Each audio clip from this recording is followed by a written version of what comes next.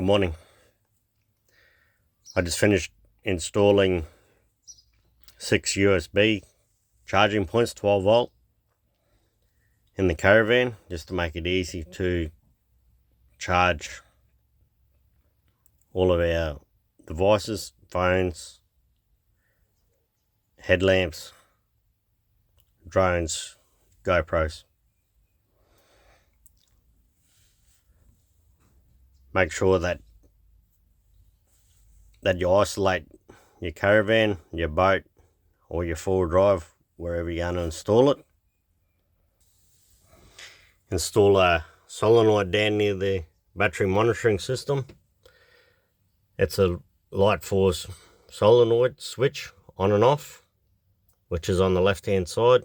Just remember that it does draw power because the light's on. And then you got the 6 on the right from Hulk.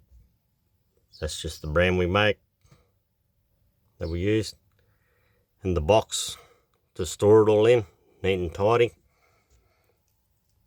And the cable, just got to go and get the cable that you use. That's the installing of the 12 volt USBs, just to tidy it up a bit instead of having devices all over your caravan.